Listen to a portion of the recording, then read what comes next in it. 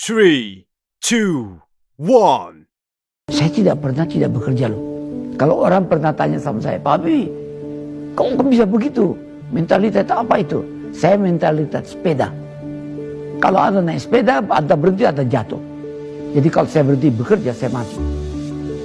Umur 80. Kalau ditanya Habibie umur berapa? 90 kurang 10. Tapi jiwanya 17 tahun. Tidak ada bedanya. Ketika kita membahas nilai berorientasi pelayanan, sosok B.J. Habibie, Presiden Republik Indonesia ketiga, memberikan teladan yang sangat kuat dan relevan hingga hari ini. Beliau menunjukkan bahwa ilmu pengetahuan, kepemimpinan, dan kekuasaan bukanlah tujuan akhir, melainkan sarana untuk melayani kepentingan yang lebih besar, yaitu bangsa dan negara. Dengan latar belakang sebagai ilmuwan dan pengalaman panjang di pemerintahan, setiap keputusan Habibie selalu diarahkan pada kemanfaatan publik dan kemandirian nasional. Dari sini kita belajar bahwa pelayanan sejati lahir dari integritas, kompetensi, dan keberanian untuk berpihak pada kepentingan rakyat, bahkan ketika itu tidak selalu mudah atau populer. Yang kedua, yaitu akuntabel, di mana Bapak B.J. Habibie mengimplementasikan akuntabilitas melalui 1. Transparansi dalam pemerintahan, yaitu mengizinkan investigasi kasus korupsi. Yang kedua, pertanggungjawaban berbasis ilmu pengetahuan, yaitu setiap kebijakan punya dasar data yang kuat. Yang ketiga, konsistensi moral, yaitu menerapkan anti korupsi dan hidup sederhana. Akuntabilitas yang beliau terapkan bersifat multidimensi, intelektual, moral, dan politik. Tindakannya menjadi warisan penting bahwa pemimpin harus bertanggung jawab atas keputusan dan konsekuensinya. Yang ketiga, nilai berakhlak kompeten. Kompeten mencerminkan komitmen ASN untuk terus meningkatkan pengetahuan dan keterampilan secara berkelanjutan. Keteladanan dari B.J. Habibie menunjukkan bahwa penguasaan ilmu pengetahuan dan teknologi yang kuat seperti konsep crack propagation yang diakui di dunia, mampu menghasilkan kontribusi nyata bagi kemajuan bangsa. Melalui perannya dalam pengembangan iptek nasional di IPTN dan BPPT, Habibie membuktikan bahwa kompetensi harus memberi dampak strategis bagi negara.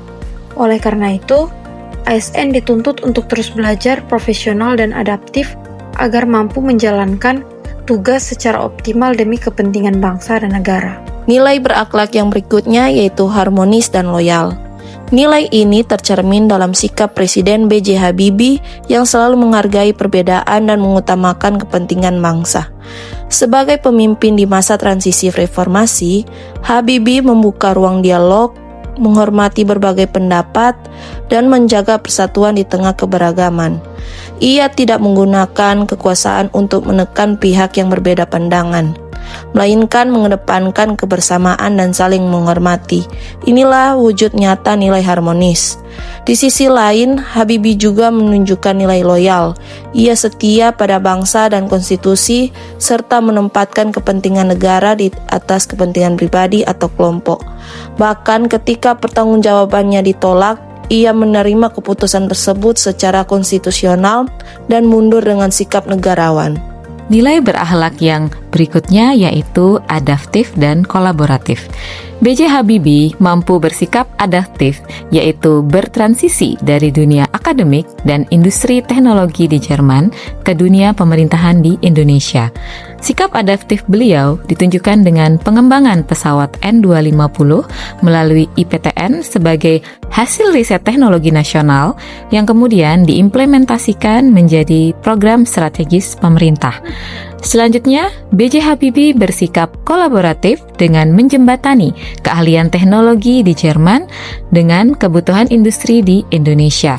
Melalui industri pesawat terbang Nusantara atau IPTN, beliau menjadikan Indonesia sebagai subkontraktor bagi perusahaan pesawat terkemuka dunia seperti Boeing dan Airbus. Kesimpulan bersama, Habibie adalah teladan ASN yang menjunjung tinggi nilai berakhlak, integritas, kompetensi, dan loyalitasnya tercermin dalam setiap keputusan serta pengabdiannya bagi bangsa dan negara. Demikian hasil kelompok kedua, kami ucapkan terima kasih.